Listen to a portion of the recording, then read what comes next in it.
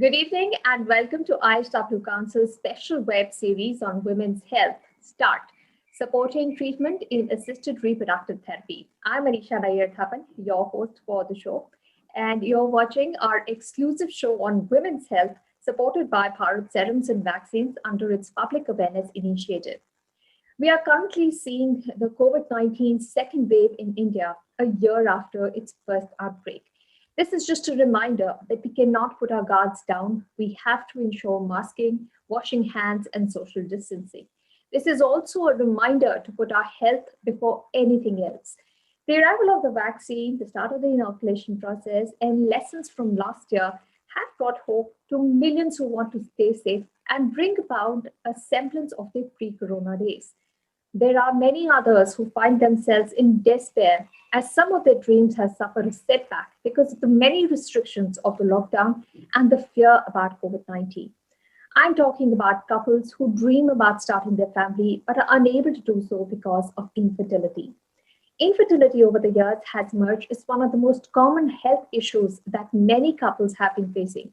According to the Indian Society of Assisted Reproduction, infertility currently affects about 10 to 14% of the Indian population. The scenario is worse in cities where one out of every six couples is impacted. Our show today is special as we are going to discuss all aspects related to fertility and IVF treatment. Bharat Serum and Vaccines Project START is an initiative that aims at providing support to couples beyond medicines with initiatives like microfinancing, the treatment, and counseling. Project START encourages couples to stay on course for their IVF treatment to achieve their goal of parenthood. Today, we will be discussing embryo freezing in IVF. There may be many questions that come to your mind on what one should do to succeed in starting a family. Our show will have an expert who will be joining us to help answer all your queries. Please welcome Dr. Devika Gunasheela. She's Managing Director and Senior Consultant IVF for the Department of Obstetrics and Gynecology, IVF and Reproductive Medicine at Gunasheela Surgical and Maternity Hospital in Bengaluru. Welcome to the show, Dr. Devika. Thank you very much, Anisha. Thank you. Now, before I begin our conversation, I would like to remind our viewers that this is your golden opportunity to ask all the questions that you have about fertility treatments to Dr. Devika. Just type in your questions in the comment box of this page and we'll try to answer as many as we can over the next 30 minutes. Do like and comment with your workshop, with your feedback, to also share this page with your friends and family members who you think may benefit from the discussion that we'll have. And if you think the information that we're sharing could be useful for them, to share this page. So let's begin, Dr. Devika. Now, IVF is a process where you take the eggs from a woman and the semen from a man. You mix it in a petri dish. You wait for the embryo to start forming, and then you transfer this into the woman's womb so that a pregnancy is nurtured and taken till its end, and then a delivery happens. So where does embryo freezing come in? Why would you freeze the embryo? See, in a natural cycle, when somebody is trying for a pregnancy and gets pregnant naturally, the ovary only produces one egg. Okay, and then the man ejaculates into the vagina, and then you have so many million sperm, getting there, and you should have at least 15 million sperm, 1.5, and then you need only one egg and one sperm to produce a baby. But then when you are actually trying to compete with nature, okay, and trying to get people pregnant and trying to do an artificial reproductive cycle, what we normally want is we want supernumerary eggs. That means we want more than one egg. We would like to have at least 10 to 12 eggs, minimum, so that at least we have about 4 or 5 embryos that are being formed. Now, when we do have these 4 or 5 or 6 or how many ever embryos that you have, you can't put them all into the uterus. So you would choose the best two. You would grow them up to day 5, which is called as the blastocyst stage. And then you would choose the best two to be put into the uterus. Now, Government of India, according to the ICMR rules, you can put in 3 embryos. And we used to put in 3 embryos in our hospital, but we found that we started to get too many quadruplets and quintuplets and twins and triplets, etc. So we decided to kind of put in 2 embryos.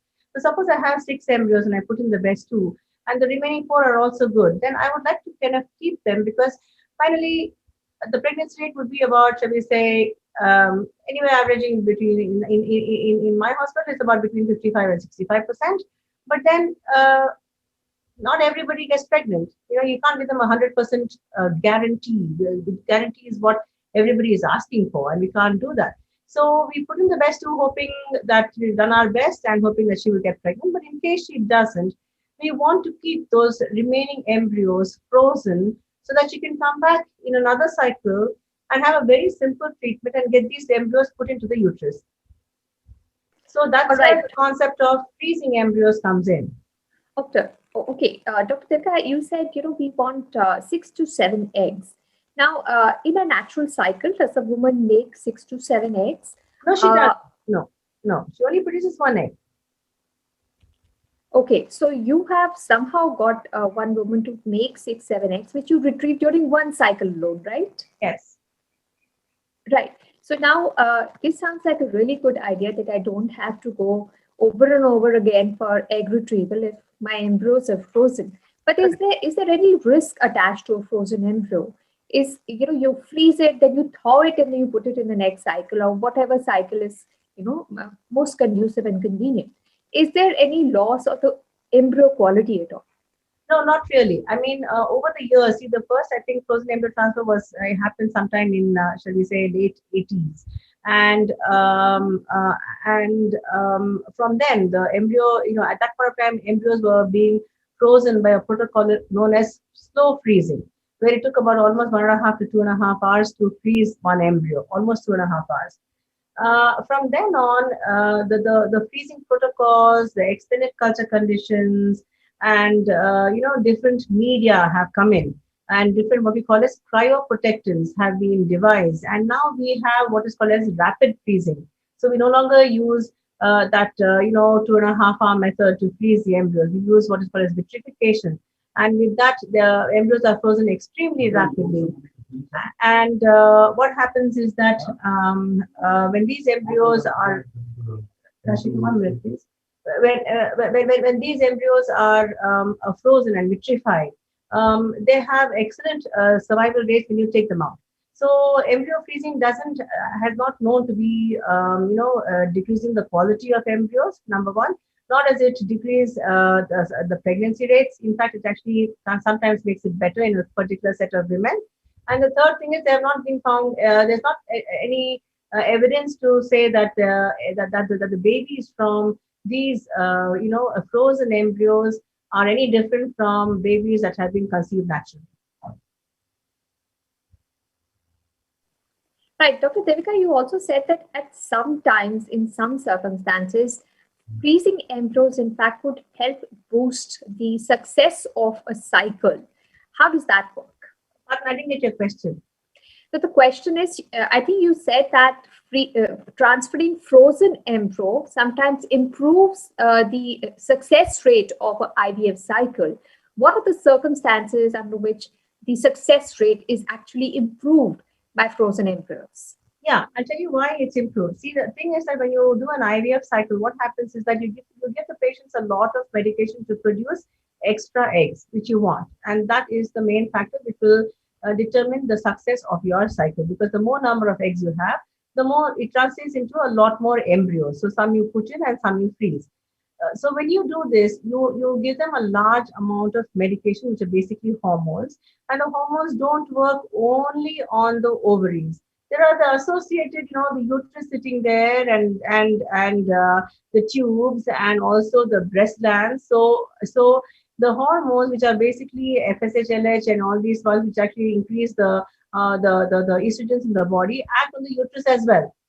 So what happens is that when you actually put in an embryo, you should have what is called as synchrony between the lining of the womb, which is called as the endometrium, which is actually going to hold the embryo, and the embryo itself. So what happens is, in a cycle where you're stimulating the woman and trying to get more eggs, because of the high amount of hormones that you use, this endometrium goes out of sync with the embryo. So you kind of have an endometrium which is quite often more mature, or more developed than the embryo. So the synchrony between the embryo and the lining of the womb is lost. That's one thing. And and the second thing is you have a group of people called who have polycystic ovaries. These women produce too many eggs. And what happens when you produce too many eggs is that if you put in the embryos again, okay, what happens is that you would push them into a condition called as ovarian hyperstimulation syndrome, where basically the woman starts to collect a lot of water in her abdomen, around her chest cavity. Sometimes it can be around the heart, and then the blood becomes thicker because the water component from the blood vessels goes into the abdomen. So there are lots of other complications. So that is so basically embryo freezing is to avoid these kind of problems. One is the synchrony, the dyssynchrony between the endometrium and the embryo. Sometimes in people with polycystic ovarian syndromes, where you want to avoid complications of hyperstimulation, that is of producing a larger number of eggs. And then it is also found that it does improve the pregnancy rates. When you put the embryo in a frozen embryo transfer cycle, the amount of medication that you're giving is very, very little. So it kind of mimics a physiological cycle. So the pregnancy A normal cycle. yes, a normal cycle. Yes. So the pregnancy rates are much better. You have decreased ectopic pregnancy rates. And it's also, when we're talking about, the polycystic ovaries, it's a lot of maternal safety. Okay, so it is safer, it improves the chance of pregnancy, and there is no loss of quality. So, Dr. Devika, is But, but, there? but I just want to reiterate, I just want to tell you that there is no hard and fast rule. There was something called as freeze-all that came up a few years ago, where they said that, you don't put any embryos back in the fresh cycle. You freeze them all and put them only in a frozen transfer cycle. That means in a cold cycle, you give the woman, a small amount of medication, or you can follow her own natural cycle and you can put the embryos in. But then there is a definite subset of women where this is going to be helpful. Like for example, in polycystic ovaries, where you get a larger number of eggs. But in women who get less than about 6 or 7 eggs, then maybe a fresh transfer would be good. So there is no hard and fast rule that this is definitely going to be better than a fresh transfer. Okay. All right. So basically, the downsides aren't there, those that may be imagined. But is there a best before date? Can you only freeze embryos till a certain limit? No, you can freeze. No, see, the thing is, embryos are frozen in liquid nitrogen at a temperature of minus 196 degrees centigrade. So once you kind of dip it into that, it's kind of frozen in time, and you can froze it for many, many years. In fact, in our hospital, we freeze embryos and eggs for women who have had young women who have had cancer, and we freeze them for 10 years.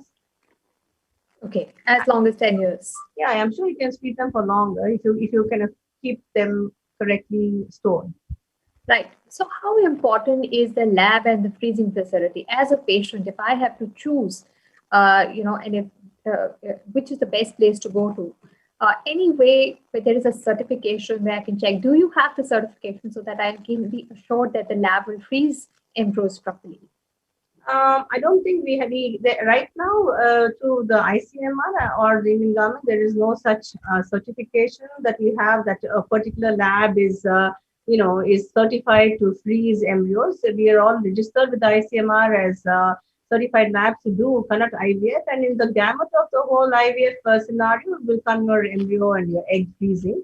But I can only talk for myself. We're a 46-year-old hospital. And, we have to accredit having South India's first baby through assisted reproductive technology. So we have progressed. So I can only talk about myself. And we're doing lots more, freezing of embryos. But your success rates will talk for itself. You don't have to, I mean, it was a good idea to have a certification. I definitely would welcome that. But, if you're getting good pregnancies through your frozen embryo transfer cycles, or when you take out these embryos, if all of them are not dying, then you know that your protocols that you're using are fine. Okay. So, Dr. Devika, we started receiving a few questions, and one Facebook user is asking, are frozen embryo transfers more successful? Yes, in a certain, yeah, because it follows yes, it's a good idea to do a lot more frozen embryo transfer cycles, mainly because, like for example, you have two ends of the spectrum. You have women who have poor responders, so you need to give them a high level of hormones to, produce a response so that you can get at least a few good eggs. At the other end of the spectrum, you have polycystic ovaries who are hyper-responders. So in either of these two groups, you do not want to transfer an embryo in the fresh cycle, because in the polycystic ovarian group, you would be pushing them into a condition of ovarian hyperstimulation with all its associated complications. Whereas in a poor responder, you'd have given her so much of hormonal stimulation that her lining of the womb would be out of sync with the embryo. But you have this in between group where you kind of, you are giving them, a good stimulation protocol, not too much, just moderate. They get a good about 6 to 7 or 8 oocytes, and you get about 4 or 5 embryos. Those are the ones that you can actually kind of consider transferring in a fresh cycle. All right. Another Facebook user is asking, what's the right time to go for IVF if the couples don't have fertility problem, which I'm guessing have been identified and have been trying to conceive for more than a year? So I think the question is, what's the time to go for an IVF? We've been trying for a year. We don't have identifiable fertility problems. So when should they go for an IVF then? See, how long have they been married? Have they said? They're saying they're trying to conceive for more than a year. For more than a year, yeah. When you try to conceive for more than a year, having it of course correctly at the right time, and there's no other problem, then that would come into the definition. That will fall into the definition of infertility. But every couple who's been trying for a year does not necessarily have to go for IVF. They can try. They can go to an infertility specialist and try out smaller treatments, get their tubes tested. Just a little bit of medication to bring about egg formation, etc. But then, if you have, if see, it's a very broad-based question. If it's a young couple, they can take some time. They can try smaller treatments before going for IVF. If it is an older couple, suppose there is a woman who is 39 years of age and who just married for a year, and she got married when she was 38, then I think she must run towards IVF, because age is the determinant of egg quality. So the older they get, the worse it becomes, the more difficult it becomes to produce good quality eggs. You have miscarriages, you have so many other problems that happen. So also it depends upon what we call as the ovarian reserve. Every woman is born with a certain stock of eggs. Some women finish their stock of eggs by the time they're 28. Some women finish it by the time they're 45. So there are so many reasons as to why one would go for IVF. But if it's a young couple trying only for 1 year and everything else is fine, her ovarian reserve is fine, husband is okay, then they can take their time. They don't need to rush towards IVF. All right. Dr. Devika, another Facebook user is asking, I am 32 years old. I've got an endometrial cyst. Is IVF the right treatment option for me? Please suggest. Yes, I think so. I do think so. IVF would be the best option, because endometriosis is really a condition that produces a lot of, not just produces a lot of pain and discomfort, but also destroys the eggs to a large extent, destroys the quality of the eggs. So if she's already 33, I think she must get on with an IVF, and that would be the way to go. Dr. Devika, she has a cyst in the uterus, like in the endometrium, I think. In the lining of the womb. It says endometriotic cyst. Endometriotic cyst is the same as endometriosis. Uh-huh. So you think IVF is a good option? No. It depends again upon how big this endometrioma is. Endometrioma is what you call as the endometriotic cyst.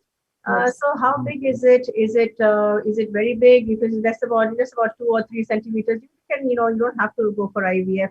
Again, it will depend upon her ovarian reserve, and we test that by doing what is called as an AMH. We look at the follicles in the ovaries, and then we also do what is called 2-3 hormonal tests called as FSH, LH, etc. So if everything is normal, then they still can take it easy. But if it's a huge endometrioma, she's had previous surgeries to clear this cyst, and if it is, if she's still 33, 34, 35, then I think IVF is the better option. All right. We have another question from a Facebook user who's asking, I have done tubal reversal but have not conceived yet. So what is the solution? After a tubal reversal surgery, I think they must give it a chance and wait for at least about a year to see whether it's happening or not. At least about 6 to 8 months, at least if not a year also.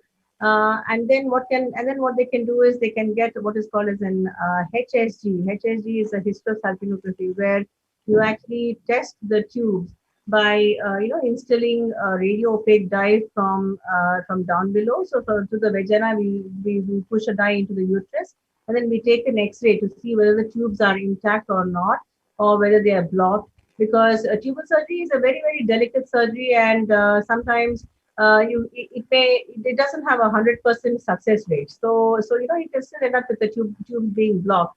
So if that kind of a thing has happened, then definitely the next step is an IVF. But if the tubes are still okay, they can still try. And if they're not that very old, they can still go to the fertility specialist and get a few medications and try by themselves. All right. We have another question from a Facebook user. She says, I am 28 years old.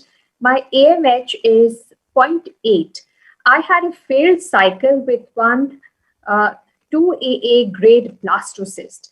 Please suggest what to do now. Yeah. Her AMH is 0.8, is it? Yes. Yeah. So I don't know if she has any more frozen embryos there with her.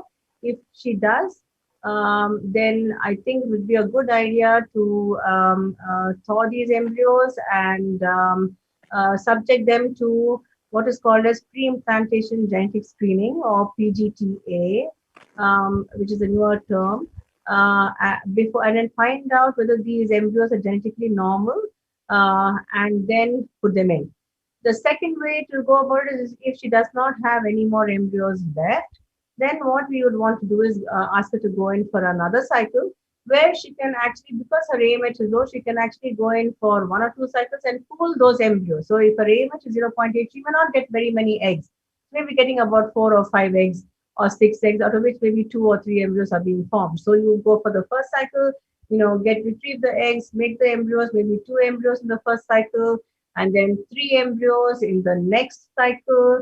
And then what happens is that you accumulate them, you freeze them, so you have 5 embryos in total, and then you subject them to a genetic testing called as pre-implantation genetic screening, and then put in the best embryos that are there, the genetically normal embryos. That will give her a higher pregnancy rate.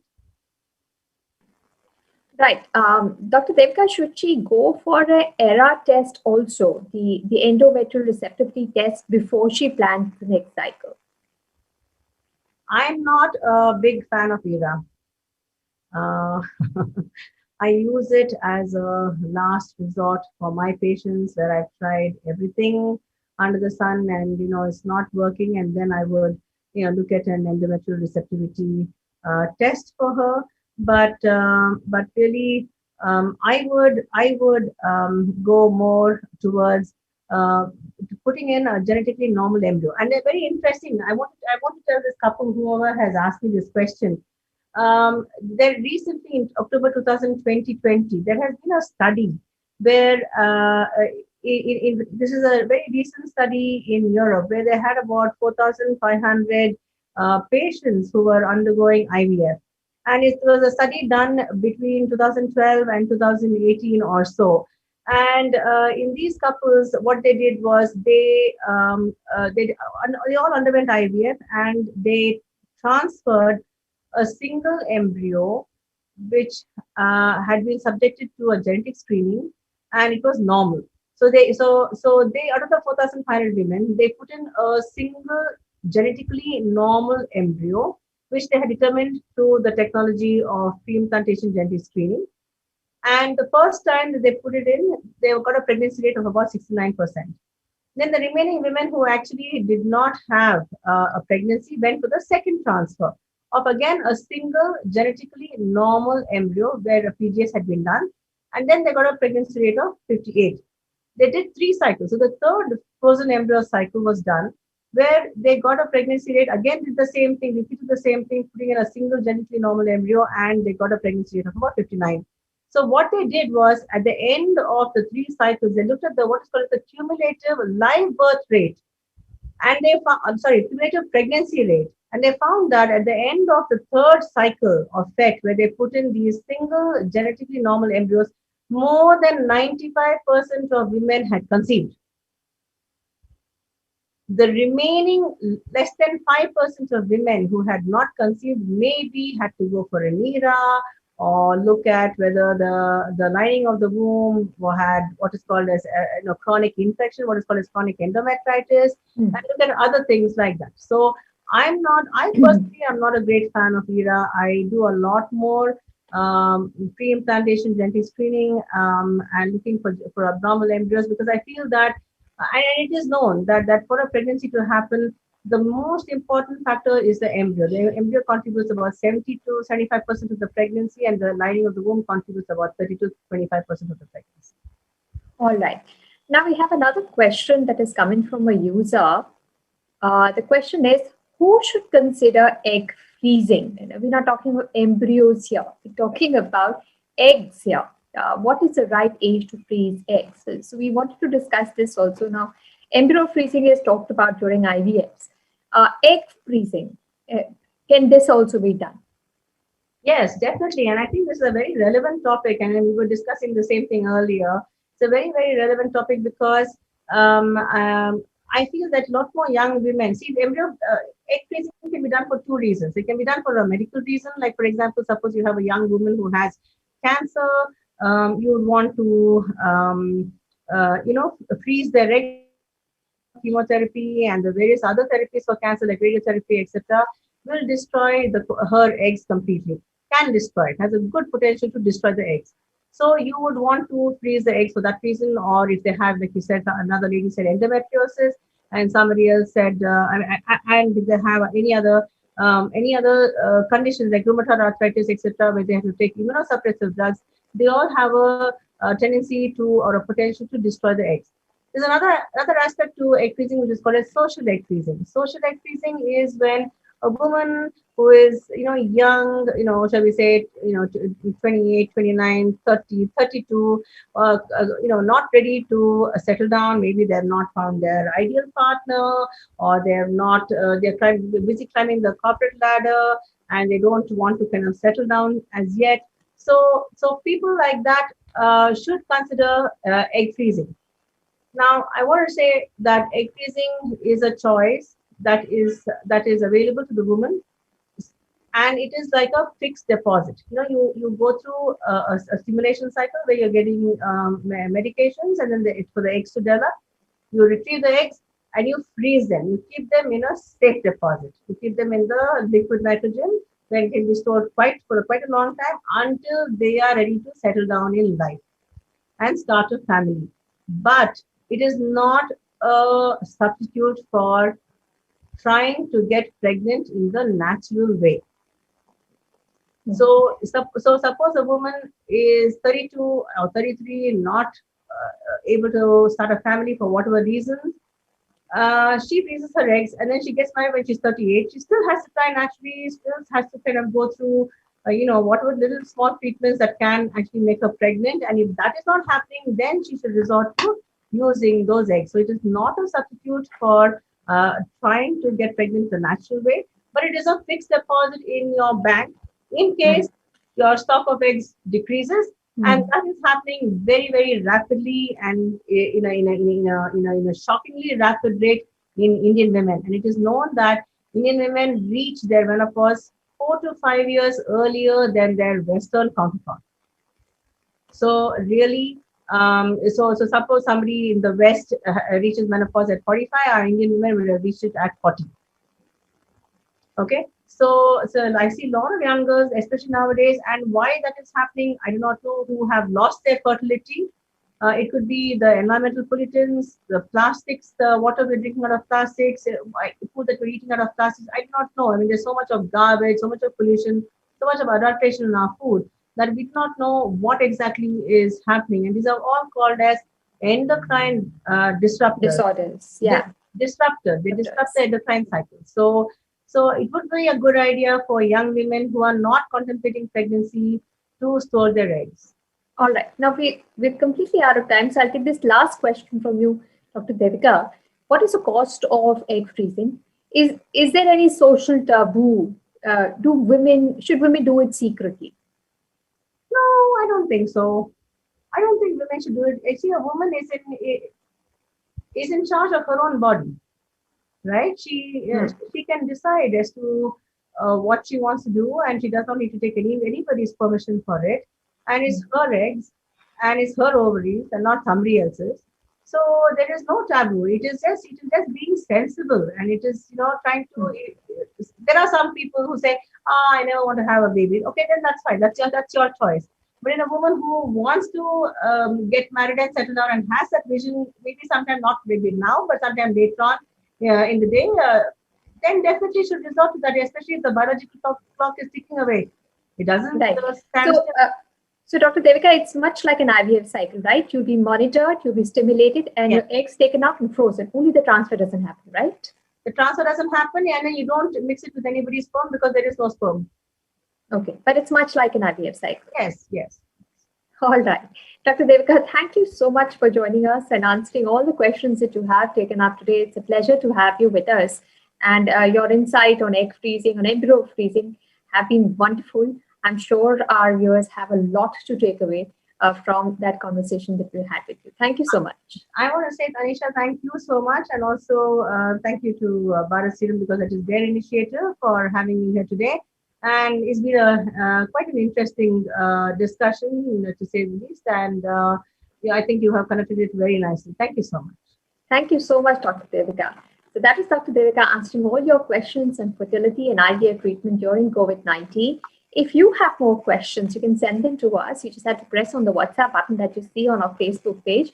We will try to take the questions that were not answered in our next show. Don't forget to follow us and stay updated on all that concerns your health and well-being. This program was supported by Bharat Serums and Vaccines under their Public Awareness Initiative. We'll be back with our special show on women's health care next week, same time. Do follow us on Facebook and get all the updates on upcoming shows. Keep sending us your questions and do follow us. Till then, stay at home and take care. Stay safe. Goodbye and see you soon.